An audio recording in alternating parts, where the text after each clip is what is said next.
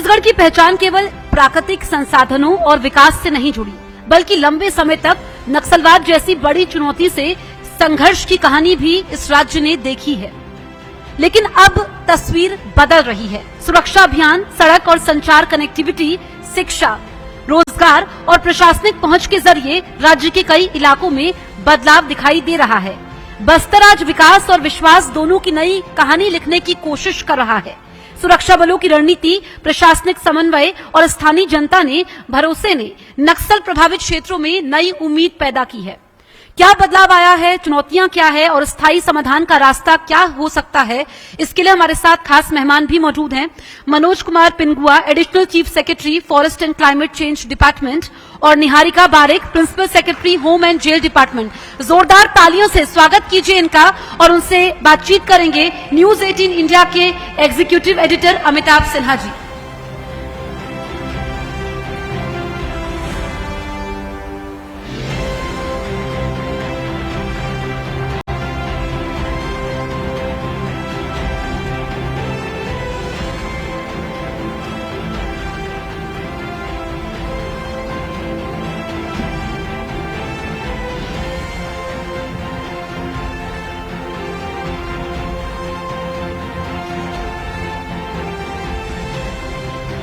देखिए, राज्य के विकास में अगर नेता योजना बनाता है तो उसको जमीन पर लाने का पूरा काम होता है नौकरशाहों का। नौकरशाह मतलब आईएएस ऑफिसर्स, स्टेट के ऑफिसर्स। लेकिन हमारे पास छत्तीसगढ़ में कम से कम 3 दशकों से सेवा दे रहे 2 बड़े अधिकारी पर मौजूद हैं। दोनों एडिशनल चीफ सेक्रेटरी हैं। दोनों के पास अहम विभाग हैं। एक जंगल वन देखेंगे और एक देखेंगी होम। शायद मेरे ख्याल से पहली बार कोई महिला होम एसीएस बनी है, पहली बार छत्तीसगढ़ में। इसके लिए भी खुशखबरी है, महिलाओं के लिए ताली बजनी चाहिए इसके लिए। मनोज जी, शुरुआत तो मैं आपसे ही करूंगा जी। आपकी देखरेख में जनगणना का काम भी हो रहा था। किस तरह की परेशानियां उभर कर आती हैं? ये काम कब तक पूरा हो पाएगा, ये जनगणना का काम जो है? देखिए, जनगणना के कार्य के लिए पूरा कैलेंडर जो है जनगणना डायरेक्टरेट से ही निर्धारित होता है। तो उसके लिए जो टाइमलाइन है उसी के अनुसार हम लोग कार्रवाई कर रहे हैं। और अगर ऐसे देखा जाए तो दिक्कत कोई भी नहीं है, कोई समस्या नहीं है। और अभी 1 मई से 30 मई तक छत्तीसगढ़ में मकान गणना का काम होना था, तो ये काम अपने ट्रैक पे चल रहा है। और हमें ऐसी उम्मीद है कि जो टाइमलाइन दिया है हम एग्जैक्टली उसके हिसाब से अपना कार्य पूर्ण कर लेंगे। निहारिका जी, आप पहली महिला गृह सचिव बनी है, प्रिंसिपल एसीएस, और इस संवेदनशील विभाग का जिम्मा क्या आप इसे चुनौती मानती हैं? क्योंकि अब नक्सलवाद के खात्मे का ऐलान हो चुका है। और क्या कहना चाहेंगे इस नई चुनौती के ऊपर? यह अवसर है या चुनौती? देखिए, हर पदस्थापना एक अवसर होता है और एक साथ में चुनौती भी होती है। और जो पहला सवाल आपने पूछा वो बहुत ही क्लीशेड सवाल है आपका। I don't agree. Work space में महिला पुरुष कुछ अलग होते हैं। वर्क स्पेस जेंडर न्यूट्रल होता है। हम अधिकारी होते हैं। इसके लिए मैं भी ताली बजा सकता हूँ, Thank you. अधिकारी। लेकिन फिर भी एक महिला सशक्तिकरण की जब बात हो रही है तो आपके एज एन आइडल मुझे लगता है कि युवा लड़कियां भी देखती होगी। इतनी सीनियर ऑफिसर और आराम से काम कर रही है। मनोज भाई, सवाल मैं दूसरा भी पूछूंगा। अब आपके पास नया विभाग है, आप कई जिलों में कलेक्टर रह चुके हैं, आदिवासी क्षेत्रों में काम करने का लंबा अनुभव है।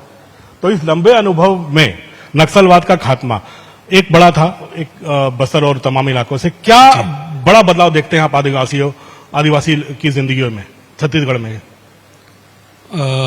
नक्सल आप जब से छत्तीसगढ़ बना है शायद आप तब से पूछ रहे हैं, क्योंकि नक्सलवाद का खात्मा तो अभी तुरंत ही हुआ है। हालांकि जब से छत्तीसगढ़ बना है उस समय हम आंकड़ों की बात को छोड़ दें, आंकड़े तो अपनी जगह पे हैं, तब से बहुत विकास हुआ है, काफी कुछ बदलाव हुआ है। अगर आप शिक्षा का क्षेत्र देख लें तो पहले जहां काफी कुछ ड्रॉप आउट होता था, ड्रॉप आउट में काफी कमी आई है। साक्षरता दर में भी बहुत वृद्धि हुई है।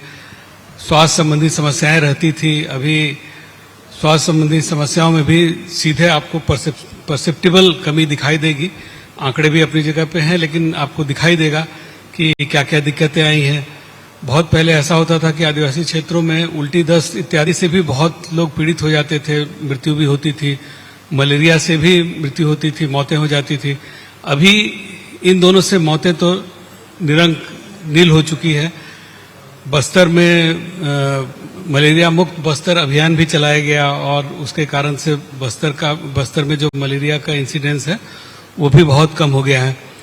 उसके बाद और देखें तो पेयजल और जितने भी पैरामीटर्स हैं, जो दूसरे इंफ्रास्ट्रक्चर हैं, उसमें भी काफ़ी परिवर्तन हुआ है। जैसे जो पर्टिकुलरली वल्नरेबल ट्राइबल ग्रुप्स जो छत्तीसगढ़ में 5 हैं, जो सबसे पिछड़ी जनजातियां होती है, अगर आप उनके क्षेत्र में भी देखें तो पहले सड़क या इंफ्रास्ट्रक्चर की कमी थी। अभी सभी मोहल्लों में, चाहे वहां पर 2-4 घर ही हों, उन मोहल्लों में भी पीएम जनमन स्कीम के तहत सड़क पहुंचाई गई है और इसी प्रकार से अन्य सभी सुविधाएं वहां पहुंचाई गई है। तो ये बदलाव जो है, इसलिए मैं आंकड़ों की बात नहीं करता, आंकड़े तो अपनी जगह पे रहते ही हैं, लेकिन ये कोई भी वहां पर आए तो उसको ये चेंज दिखाई दे सकता है। चेंज दिखाई दे रहा है और सतह पे दिखाई दे रहा है, काफी नई चीजें ऐड हो रही हैं। आईटी में भी छत्तीसगढ़ काफी आगे बढ़ा है। निहारिका जी, एक चीज है जिससे आप काफी आइडेंटिफाइड है, विकास का काम था वो, नियत नल्ला नार, बस्तर मुन्ने, मोर गांव मोर पानी, कैसे सफल बनाया इसको, कितनी मेहनत करनी पड़ी? जी, मैं संक्षेप में पहले नियत नल्ला नार के बारे में बताना चाहूंगी। जब बस्तर में उग्रवाद का, ये नक्सलवाद का दौर समाप्त होने के कगार पे था, 1-1.5 साल पहले की बात है, तब सरकार ने ये निर्णय लिया कि हम वेट नहीं करेंगे कि पूरा खत्म हो जाए, सिक्योरिटी वहां बरकरार हो जाए, उसके बाद हम काम करेंगे। तो ये मनसा था कि हम साथ साथ करते जाएंगे। सो नियत नल्ला नार एक गोंडी शब्द है, उसका मतलब है आपका आदर्श गांव। ये स्कीम शासन ने शुरू किया, जिसके तहत इट्स एन अम्ब्रेला स्कीम। 17 विभाग के 52 व्यक्तिमूलक और 18 सामुदायिक सुविधाएं सैचुरेशन मोड में हम गांव में पहुंचाने का काम किया। हमने पहले कैंप उठाया, जो सुरक्षा कैंप था, उसके 5 किलोमीटर के परिधि में जो गांव आते थे उन्हें सैचुरेशन के लिए चिन्हित किया और उसमें सारे विभाग के माध्यम से काम किया।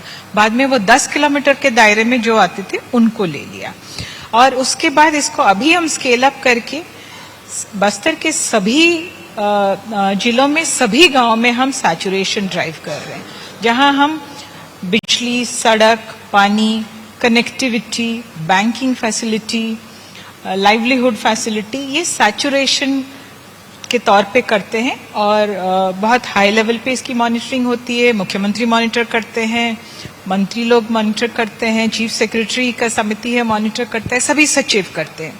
हम लोग सघन दौरा करते हैं और सिर्फ इतना ही नहीं, थर्ड पार्टी वेरिफिकेशन भी हम करवाते हैं कि जो क्लेम है, जो सैचुरेशन हो रहा है सही या नहीं, इंडिपेंडेंटली थर्ड पार्टी वेरिफिकेशन द्वारा भी कराया गया। जैसे NCAR एक रेप्यूटेड ऑर्गेनाइजेशन है, उन्होंने ये सैचुरेशन ड्राइव की सफलता कितनी है उसकी डोर टू डोर सर्वे करके जाके 7 जिले में देखा है। एंड आपको सुनकर बहुत खुशी होगी, हमारे 97% विलेजेस में बस्तर में आंगनवाड़ी केंद्र है। 99% बच्चे प्राइमरी स्कूल जाते हैं, वहाँ गर्म भोजन उनको मिलता है। सो ये सब जो सैचुरेशन का नियत नल्ला नार ड्राइव हमने शुरू किया, बहुत ही सफल रहा है और हम इस पे चल रहे हैं। बस्तर मुन्ने आपने जो पूछा, बस्तर मुन्ने नियत नल्ला नार 2 का पार्ट है। ये भी गोंडी शब्द है, उसका मतलब है अग्रणी बस्तर। यानी इसमें हम क्या कर रहे हैं, हर गांव में जा रहे हैं और वेरिफिकेशन कर रहे हैं और सैचुरेशन का कैंप लगा रहे हैं। लोगों के क्या मांगे हैं देख रहे हैं, ग्राम सभा का मांग क्या है देख रहे हैं, और जो नहीं है वो गांव में जाके उसका समाधान करते हैं। अगर गांव स्तर में नहीं होता है तो ब्लॉक स्तर पे करते हैं, नहीं तो जिला स्तर पे। 1 मई से सभी जिलों में शुरू हुआ है। उसके साथ साथ हम हेल्थ कैंप भी कर रहे हैं, जो कि हर गांव में हेल्थ डिपार्टमेंट की टीम जाती है और घर घर में कुछ पैरामीटर्स में उनके हेल्थ चेकअप करके उनका जो निदान है वो करते हैं। ये 2 हम बस्तर में शुरू किए। The third thing you asked, more gaon more पानी, ये हम पूरे राज्य में शुरू किए पिछले साल, जिसमें हम जल संरक्षण, जल संवर्धन का काम करते हैं। नरेगा के तहत करते हैं, अन्य स्कीम्स जो होता है उसमें कन्वर्जेंस करते हैं और गांव वालों से ही करवाते हैं। ऐसे नहीं है कि हम कोई स्कीम लेके जाते हैं, गांव वाले खुद देख के खुद प्लान बनाते हैं वाटर कंजर्वेशन और हम करते हैं। बहुत सक्सेसफुली ये भी चल रहा है। इससे गरीब जनता को बहुत फायदा हो रहा है। मनोज जी, आप बड़ा अहम विभाग अब आपके पास आया है, जहां पे एक खनन की भी दिक्कत है, विकास भी करना है, पर्यावरण की भी दिक्कत होती है, तमाम चीजों औद्योगिकरण भी हो रहा है। तो इन तमाम चीजों में संतुलन बनाए रखने के लिए क्या आप लोग कोई इनिशिएटिव ले रहे हैं, किसी नीति पे चल रहे हैं? देखिए, जो अन्य कार्यों के लिए वनों का डिनोटिफिकेशन होता है, जिसको डाइवर्सन ऑफ फॉरेस्ट लैंड बोलते हैं, तो उसके लिए एक प्रक्रिया निर्धारित है और उस प्रक्रिया में ही ये इनबिल्ट है कि जो भी जमीन का डाइवर्सन होता है तो उसके बदले में कंपेंसेटरी ऑफोरेस्टेशन किया जाए और आसपास के रहने वाले लोगों को भी कंपेंसेट किया जाए। और उसके लिए कैंपा नाम की एक स्कीम भी बनी हुई है, जिसमें कि इसके मैनेजमेंट के लिए पूरा स्ट्रक्चर बना हुआ है। तो ये तो इसमें इनबिल्ट है। उसके अलावा ये भी देखा जाता है कि लोगों में जागरूकता हो, ताकि जो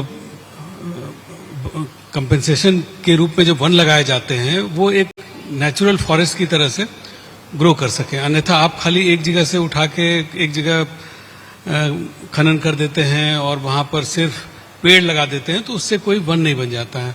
उसको वन के रूप में ग्रो करने के लिए लोगों की भागीदारी भी चाहिए और उसके लिए जागरूकता होनी चाहिए। तो इन सब के बारे में भी कार्य किया जाता है और इस प्रकार से ये इसमें जो बैलेंस है कि विकास कार्य भी हो और साथ ही साथ पर्यावरण संरक्षण भी हो, ये दोनों मेंटेन किया जाता है। क्योंकि बार बार बात होती है जंगल माफिया आ गया, खनन माफिया आ गया, क्योंकि बहुत बड़ी चुनौती वही होते हैं। अच्छा, हाँ, जो ये माफिया की बात करते हैं तो वो वैसे लोग हैं जो चोरी चोरी करते हैं। अभी जो हम बात कर रहे थे वो सरकारी प्लान्ड वे में जो डेवलपमेंट हो रहा है उसके कारण जो वनों का विदोहन हो रहा है उसकी हम बात कर रहे थे। तो वो माफिया से निपटने के लिए भी तरीके हैं और उसके लिए भी हमारा वन का अमला सजग है। जब भी ऐसा मौका होता है तो वाइल्ड लाइफ या पेड़ों की चोरी रोकने के लिए और वन क्षेत्रों में या बाकी स्थानों पर भी अवैध उत्खनन रोकने के लिए प्रशासन सजग है। निहारिका जी, छत्तीसगढ़ नक्सल मुक्त हो गया है, ऐलान भी कर दिया गया है। वो दौर गया जब कंगारू कोर्ट चलते थे, नक्सल हिंसा से लोग परेशान थे, उसके लिए छत्तीसगढ़ में जगह नहीं है। लेकिन एक चीज होता है, आम आदमी में भरोसा कैसे जताया जाए, उनमें भरोसा बहाल कैसे किया जाए, ये बहुत बड़ी चुनौती है जो आपके सामने आने वाली है नए डिपार्टमेंट में। कितना मुश्किल होगा ये, और उसके लिए मुझे मालूम है आपने होमवर्क कर लिया होगा कैसे करना है। जी, सरकार ने ऑलरेडी होमवर्क कर रखा है, हम लोग इम्प्लीमेंटेशन उसका जरूर अभी कर रहे हैं। पहली बात है कि जो सिक्योरिटी फ्रेमवर्क, सुरक्षा का व्यवस्था हो, वो हम बरकरार रखने की कोशिश कर रहे हैं और कामयाब हैं, ताकि टेरर जोन में ये फिर ना चला जाए, नंबर 1। और उसके साथ साथ हम विकास को ला रहे हैं कि जो सुरक्षा कैंप्स थे वो सुविधा कैंप्स हैं। लोगों को पुलिस जो है सुरक्षा के साथ साथ सुविधा लेके आ रही है, आम जन के पास प्रशासन लेके आ रही है। इससे बहुत ज्यादा उनका विश्वास प्रशासन पे हो रहा है, पार्टिसिपेशन बहुत बढ़ रहा है। हमने उस इलाके में, वो पेशा क्षेत्र है, वहां पे जो ग्राम सभाएं हैं उनको सशक्त कर रहे हैं, उनकी भागीदारी निर्णयात्मक चीजों में बढ़ा रहे हैं। युवाओं को हम प्रेरित कर रहे हैं, कल्चरल मोबिलाइजेशन कर रहे हैं, जैसे आपका बस्तर पंडुम हुआ, ओलंपिक हुआ। तो भागीदारी ज्यादा से ज्यादा हर क्षेत्र में हम बढ़ा रहे हैं। तो सिक्योरिटी फोर्सेस तो हटाए रखने, अभी तो लगा ही रखेंगे, सिक्योरिटी फोर्सेस तो हटेंगे नहीं अभी।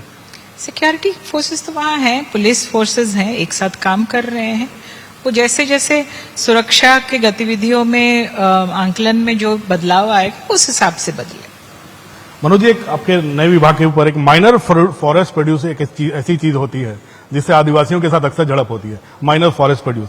इसके माध्यम से आप राज्य के आदिवासियों के जीवन में किस प्रकार का परिवर्तन ला सकते हैं, क्या कर रही है इस पर सरकार आपकी? देखिए, इनका नाम, ये इनके साइज के हिसाब से इनको माइनर फॉरेस्ट प्रोड्यूस जरूर बोल देते हैं, लेकिन ये एक्चुअली इनका इम्पैक्ट बहुत मेजर है। ये नॉन टिम्बर फॉरेस्ट प्रोड्यूस हैं जो कि छत्तीसगढ़ में लगभग 65 प्रकार के होते हैं, जिनके लिए कि सपोर्ट प्राइस सरकार देती है और इन पे काफी ज्यादा आदिवासी परिवारों की आजीविका डिपेंडेंट है। और इसके बारे में अक्सर ये सुना जाता रहा है कि अगर सरकार इसमें संरक्षण नहीं देती है तो इसमें बिचौलिए और जो गांव के व्यापारी हैं वो बहुत शोषण करते हैं, मतलब उनका जो संग्रहण है उसको बहुत औने पौने दाम में वो खरीद लेते हैं। तो ये सपोर्ट प्राइस की नीति लागू होने से मार्केट में प्राइस स्टेबलाइज होने के कारण अगर आप देखें तो मुझको ऐसा लगता है कि सालाना कम से कम 300-400 करोड़ रुपया जो है वो आदिवासी परिवारों के जेब में आता है। चूंकि ये इनडायरेक्टली आता है इसलिए हम उसको वैसे नहीं देख सकते हैं, लेकिन ये उनके जेब में आता है। अब इसके बाद अगर हम सिर्फ इसका संग्रहण कर लेते हैं, उसका वैल्यू एडिशन या प्रोसेसिंग नहीं करते हैं तो भी हमें ज्यादा रिटर्न नहीं मिलता है। इनफैक्ट जो इसको करने वाला सरकार का लघु वनोपज संघ है उसको नुकसान भी होता है। तो इसके लिए बंधन केंद्रों के माध्यम से इसकी प्राइमरी प्रोसेसिंग की जाती है और कुछ ऐसे बड़े प्रोसेसिंग सेंटर भी लगाए गए हैं जिसमें कि इसके अच्छे हर्बल प्रोडक्ट भी बनाए जाते हैं और उनकी ब्रांडिंग करके छत्तीसगढ़ हर्बल के नाम से ये मार्केट में 50 के करीब डिफरेंट टाइप के प्रोडक्ट उपलब्ध हैं। और कई जगह जिलों में भी इनिशिएटिव लिए गए हैं। जस्ट प्योर के नाम से जसपुर जिले का ही एक अपना ब्रांड है। तो इसमें भी असीम संभावनाएं हैं और इनको आगे इसमें अगर हम एक्सपोर्ट भी करेंगे तो आदिवासी लोगों को बहुत फायदा होगा। तो आने वाले समय में जब बस्तर नक्सल मुक्त हो रहा है तो वहां माइनर फॉरेस्ट प्रोड्यूस के माध्यम से भी आजीविका और लोगों की आय बढ़ाने के बारे में काफी कुछ सोचा उसमें जा रहा है। एक बड़ा एक क्लैश होता है कि नेचुरल राइट्स, वन पे आदिवासियों का अधिकार है, और एक होता है सरकारी कायदे कानून। जी, तो इन सब को कुछ सुलझाने के लिए क्या कुछ और चीजों को आप लोग माइनर फॉरेस्ट प्रोड्यूस में जोड़ देंगे जो आदिवासी खुद ही नेचुरली कलेक्ट करते आए हैं वर्षों से? देखिए, ये जो वन अधिकार कानून है तो उसके तहत ऐसे ही ये जो माइनर फॉरेस्ट प्रोड्यूस है उसके संग्रहण और उसके डिस्पोजल का पूरा अधिकार ग्राम सभाओं को दिया गया है। और उसमें जो इसकी प्राइमरी सोसाइटीज होती हैं, प्राथमिक लघु वनोपज समिति जिनको बोलते हैं, तो उनके माध्यम से संग्रहण का काम होता है। और चूंकि वो सब ग्रामीण लोग ही हैं उसमें वन विभाग की भूमिका सिर्फ एक सपोर्टर की है, इसलिए अब इसमें कोई किसी भी प्रकार का कोई क्लैश नहीं होता है। और फिर इसमें आपने कुछ और भी पूछा था, वो नेचुरल राइट्स और कुछ और चीजों को ऐड कर सकते हैं क्या आप माइनर फॉरेस्ट प्रोड्यूस में? हाँ, माइनर फॉरेस्ट प्रोड्यूस में वैसे तो जो छत्तीसगढ़ में मिलते हैं लगभग 200 प्रकार की प्रजाति है, लेकिन लगभग 65 में समर्थन मूल्य दिया जाता है जिसका कि एक साइजेबल, जिसका कि इकोनॉमिकली वायबल क्वांटिटी में जो उपलब्ध होती है वो कलेक्ट हो सकती है। उसके अलावा भी सोचा जा सकता है कुछ की मात्रा, फिजिकल मात्रा जरूर बहुत कम होती है लेकिन वो बड़ी कीमती है, कुछ जिसमें खास करके मेडिसिनल प्लांट्स हैं जिसमें कैंसर टाइप की बीमारियों की भी कई सारी दवाएं हमारे यहाँ वनों में उपलब्ध हैं। तो उन सबको भी हम लोग आने वाले समय में कमर्शियली भी दोहन करने के बारे में सोच सकते हैं। निहारिका जी, गृह विभाग हमेशा कानून व्यवस्था से जुड़ा रहता है, ये तो दुनिया जानती है, और इस पर सबसे ज्यादा पॉलिटिकल डिबेट अगर किसी चीज पे होती है तो वह लॉ एंड ऑर्डर को लेकर, और सबसे पहले उंगली लॉ एंड ऑर्डर पे उठाई जाती है। तो हम लोग उम्मीद करें कि अब एक सशक्त महिला के आने से सशक्तिकरण होगा होम डिपार्टमेंट का। होम डिपार्टमेंट ऑलरेडी सशक्त है, सो इसमें I will play my part. Law and order of course home department के पर्वी में आता है और इसको बरकरार रखने की सभी कोऑर्डिनेशन होम डिपार्टमेंट करता है, ये हमारी प्राथमिकता है। उसके साथ साथ अदर क्राइम्स भी आजकल बहुत है, आपका साइबर क्राइम्स हो गया, टेक रिलेटेड अदर क्राइम्स, उस पर भी होम डिपार्टमेंट बहुत सचेत है और उस पर भी काम कर रहे हैं। ये सारी प्राथमिकता रहेगी। नहीं, आपके पास जेल विभाग भी है जी। और आजकल देखा जा रहा है कि जेल से ही बड़े गैंगस्टर्स अपनी दुनिया चला रहे होते हैं, अपना माफिया चला रहे होते हैं। तो जेलों में भी कुछ रिफॉर्म्स लाएंगे क्या आप लोग इस बार? जी, जेलों में we have been trying to take technology into account and CCTVs तो है ही है, अन्य टेक सपोर्ट भी जेलों को बेहतर करने के लिए हम कर रहे हैं। डीकंजेशन के लिए नया जेल बनाने का वो सब भी प्रयास जारी है, सभी तरह से प्रयास कर रहे हैं। अब दो छोटे छोटे सवाल मनोज जी, 94 से आगे अब 2026 भी खत्म हो जाएगा। जी, लगभग 32-33 साल की सेवा आप दे चुके हैं छत्तीसगढ़ को, कुछ साल दिल्ली में भी डिपुटेशन किया आपने। जी, कितना मुश्किल पाया छत्तीसगढ़ को? जो सोचा था तब के छत्तीसगढ़ में, अब के छत्तीसगढ़ में अगर कोई रिमार्केबल चेंज है नक्सलवाद के खात्मे के अलावा, वो क्या है? हाँ, चेंज की आप जब बात करते हैं, चूंकि आंकड़े तो सब जगह उपलब्ध होते हैं, इसलिए मैं आंकड़ों की बात नहीं करता, लेकिन आप जो जनता को पसंद आए। हाँ, लेकिन जो आप जीडीपी और प्रति व्यक्ति आय भी अगर देख लें तो पहले से जब छत्तीसगढ़ बना था तब से कई गुना बढ़ चुका है। और जहां दिल्ली जैसे बड़े शहरों की बात है या विकसित राज्यों की बात है, तो वहां पर जो वहां की आम जनता है वो सरकार पर बहुत ज्यादा डिपेंडेंट नहीं रहती। आप क्या कर रहे हैं क्या नहीं कर रहे हैं उनसे लोगों को फर्क नहीं पड़ता है। लेकिन छत्तीसगढ़ की तरह के जो विकासशील राज्य है, यहाँ पर अगर आप आम जनता के लिए अच्छी योजनाएं बनाते हैं और उसका क्रियान्वयन अच्छे तरीके से करते हैं तो उसका सीधा फायदा आम जनता को मिलता है। इसलिए अगर आप 32 साल की सेवा के बारे में पूछेंगे तो मुझे बहुत संतोष है और मुझे दिल्ली से भी ज्यादा अच्छा काम करने में ज्यादा आनंद जो है वो छत्तीसगढ़ में आता है। निहारिका जी, ऐसा ही सवाल आपसे पूछूंगा। उड़ीसा से जेएनयू से फिर आईएएस, वो भी देश में टॉप रैंकिंग आना आसान नहीं होता है। यूपीएससी देना कितना मुश्किल होता है ये आप दोनों भी जानते हैं। छत्तीसगढ़ जो एक जमाने में सबसे पिछड़ा बीमारू टाइप माना जाता था, अब कम से कम बहुत आगे माना जा रहा है। तो आपके हिसाब से जो मेजर चेंज क्या था? महिलाओं का भी आगे आना, सशक्तिकरण, या कुछ और? छत्तीसगढ़ में जैसे सर ने बताया बहुत चेंज आया है। इंफ्रास्ट्रक्चर जब 2000 में बनी थी, इंफ्रास्ट्रक्चर बहुत खराब था। रोड्स अभी हर जगह बहुत बढ़िया रोड्स हैं। बाकी इंफ्रास्ट्रक्चर हो गया। यहाँ के लोग बहुत अच्छे हैं, सरल और सहज हैं, बहुत आत्मीयता है, तो काम करना बहुत आसान होता है। और हम सबके सर्विस में ये है, कुछ साल रहने के बाद हमारे को वो इनसाइडर आउटसाइडर का फर्क नहीं पता चलता है। छत्तीसगढ़ अब हमारा राज्य आप लोग बन गया। छत्तीसगढ़िया हो गए। बिल्कुल छत्तीसगढ़िया हम लोग हैं, अभी काम करते हैं यहाँ पे, बहुत अच्छा लगता है। यहाँ के महिला भी सशक्त हैं और सभी चीज में भागीदारी लेते हैं यहाँ भी। चलो, शुभकामनाएं मनोज जी, शुभकामनाएं निहारिका जी आपको Thank you. भविष्य के लिए, और धन्यवाद यहाँ आने के लिए। बहुत बहुत शुक्रिया मनोज कुमार जी और निहारिका जी। लेकिन मैं गुजारिश करूंगी कि आप प्लीज 1 मिनट मंच पर वापस आएं। और मेरी रिक्वेस्ट है कि आप दोनों प्लीज थोड़ी देर के लिए मंच पर बने रहें। और मैं ये भी गुजारिश करूंगी कि हमारे एग्जीक्यूटिव एडिटर अमिताभ सिन्हा जी दोनों का धन्यवाद भी करें।